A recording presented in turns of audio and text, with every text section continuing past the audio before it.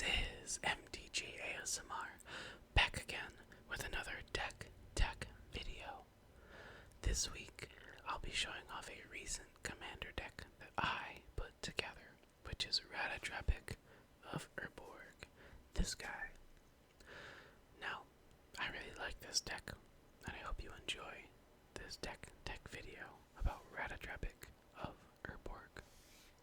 So, Ratadrabik is a 3/3 zombie wizard that costs 2 white black. And it reads, he has Vigilance, Ward 2. It says other zombies you control have Vigilance, and whenever another legendary creature you control dies, create a token that's a copy of it. It's that creature. Oh, sorry.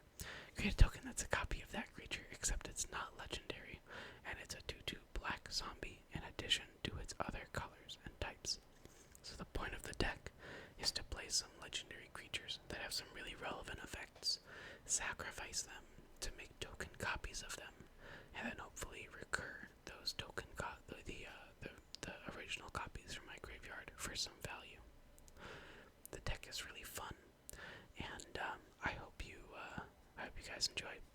So, in each section that I'm going to talk about here, what I did is I put all of the legendary creatures first, so that you can see which creatures are going to be interacting with my commander's ability here. Now, to start off, we're going to start with 4 cards, which really make the deck pop off very easily.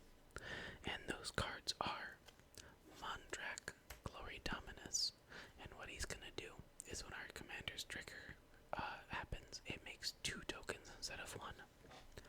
And then 3 cards, Teysa Karlov, Gandalf the White, and Drivnod, Carnage Dominus. These 3 here. Whenever a legendary creature I control dies, my commander's trigger will happen an additional time. So what that's going to do is it's going to give us extra copies of our legendary creatures. So the thing is, if you're playing against a Ratadrabik of Urborg player, and they drop any of these creatures, they're going to pop off pretty soon. So I'm going to put these guys all in one big pile right next to my commander. Now I'd like to apologize for the camera quality. I know my webcam isn't very good quality and it's hard to read some of the cards, but just as a reminder, whenever I do a deck tech video, the deck list will be in the description down below, so you can take a look at it and take a look at the cards a bit closer. Now, because this is an aristocrats deck, we want our creatures to die. We want our legendary creatures to die, and we'd rather get some good value out of it, so we run some sacrifice outlets, ways to kill off our own creatures. So let's start with the legendary creatures that are also sacrifice outlets. We run Eiley, Eternal Pilgrim. She's going to let us gain life and start using her second ability to remove some stuff from the battlefield, which is pretty good. We've got Yeheni, Undying Partisan. His effect isn't great, but it gives him indestructible, so sometimes it'll help. Ghost Council of Orzhova is going to, its sacrifice outlet is going to let us blink it, which is going to let us ping our opponents.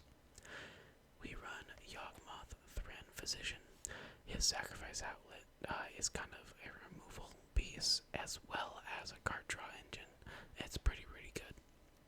We run Whisper, Blood Liturgist, which is going to let us recur some creatures from our graveyard while sacrificing some creatures. And last but not least, Cool Color, Gisa, and she's just going to give us some zombie tokens for our creatures. Now, these aren't the only sac outlets I run in the whole deck, right?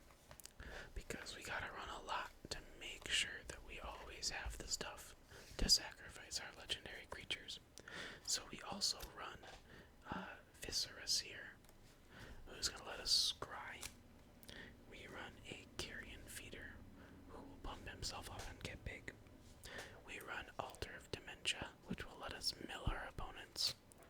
We run also Ashnod's Altar and Phyrexian Altar, which will give us mana for our creatures.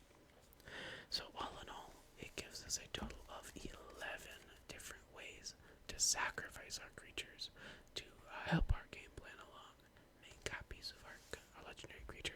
It's very fun. Now, any good Aristocrats deck also runs some cards that care about our creatures dying. So let's look at those. As always, we're going to start with the legendary creatures here. We've got Daxos, blessed by the sun, who's going to gain us some life.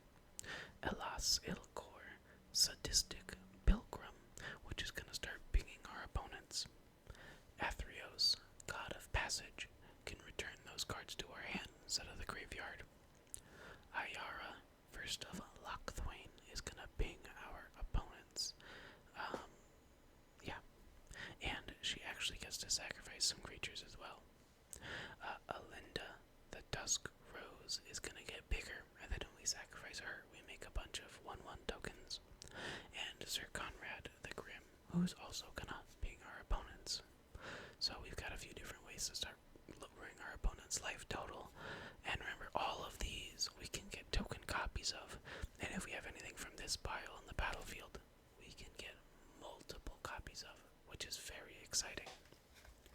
Now we run some other cards that care about our creatures dying as well. We also run a Blood Artist and a Zulaport Cutthroat, which are just going to start lowering our opponent's life totals whenever our creatures die. Now, that's kind of the main strategy of our deck. But the thing is, right, we also need some ways to bring our legendary creatures from the graveyard back to either the battlefield or to our hand. Now, those are going to be shown here as Moira Urborg Haunt. She can bring something back from the battlefield as long as we sacked it this turn. Teshar, Ancestor's Apostle, can bring back smaller things from our graveyard to the battlefield. Sauron, the Necromancer, can make token copies of some stuff in the graveyard, which is kind of a more of a fringe use, but it's pretty good. Oops, I'm sorry. Liesa, Forgotten Archangel, is going to allow us to bring them back to our hand instead of leaving them in the graveyard. And Junji, the Midnight Sky, just allows us to get stuff back from the graveyard to the battlefield when he dies. We also run Unearth and Blood for Bones, which are going to allow us to bring stuff from the graveyard to the battlefield and from the graveyard to our hand. So, all of these put together help us get back a lot of cards. Now, we also need to run some card advantage, because all this stuff is going to be hidden in our deck until we can get it. So, let's see what we bring. For our legendary creatures, we bring Faragoth, Bloodsky Sire. He's a tutor on a stick. Braids, Arisen Nightmare. She's going to help us sacrifice some stuff. She's going to help us draw some cards, and she's pretty good. Faramir, Field Commander, will draw a card at end of turn as long as something has died. Sadisi, Undead Vizier. She exploits something, so I get to sacrifice something, and I get to tutor. Those are all the legendary creatures, but we run a lot more card advantage than just that. We also run a Night's Whisper, Sign in Blood, Phyrexian Arena, Painful Lesson, Mentor of the Meek. Oh goodness, I'm running out of space here. We also run Diabolic Tutor, Mastermind's Acquisition, and a Razaketh's Right. So a bunch of card draw, a bunch of tutors. Help us really find everything that we need to make our deck kind of pop off at the right times. Put that right there. Now, thankfully, not a lot of the cards in this deck are very expensive, so we can run a bit light on the ramp section, which I did. I run Lotho Corrupt Sheriff. He gives us some treasure tokens, and we can get multiple copies of him, so it's pretty good. And then, very simply, Soul Ring, Waver's Bubble, and Arcane Signet. Just a regular, basic ramp suite there in our deck. So let's put this all in a pile over here. Now we run some removal, because every commander deck needs to run some removal. Now I classify removal as both destroying things in the battlefield as well as graveyard hate. So there's going to be some stuff lumped in together.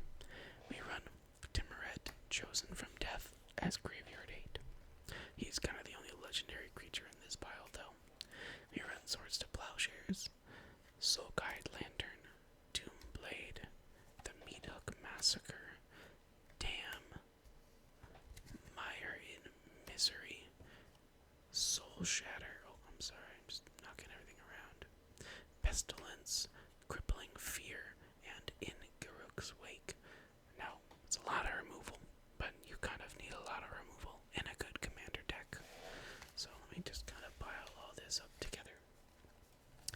Now we're getting close to the end of the deck, but the problem with this deck, one of the big problems, is that sometimes the whole game plan is slow to get online.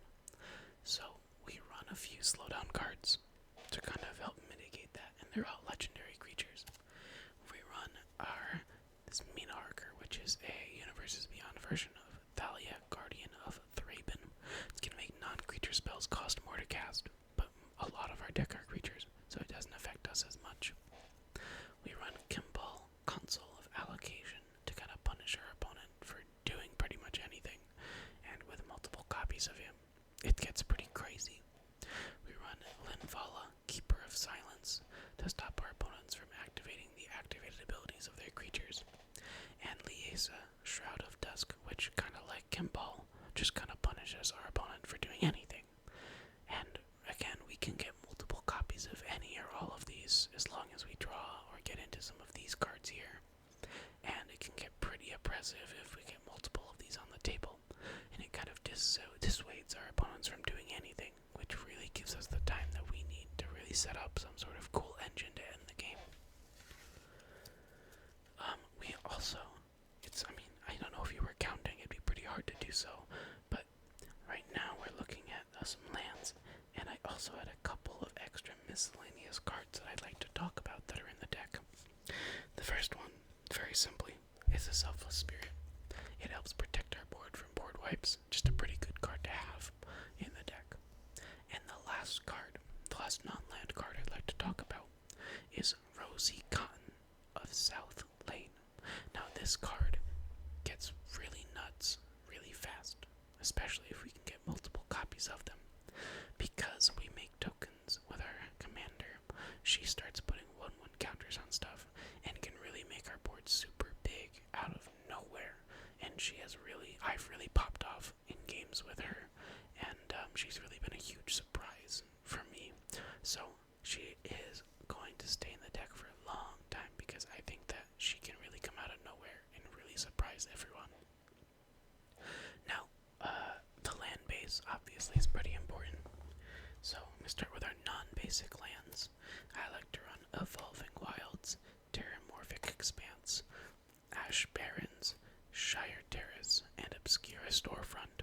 All of those go, tutor for some basic lands so we can make sure we have both of our colors.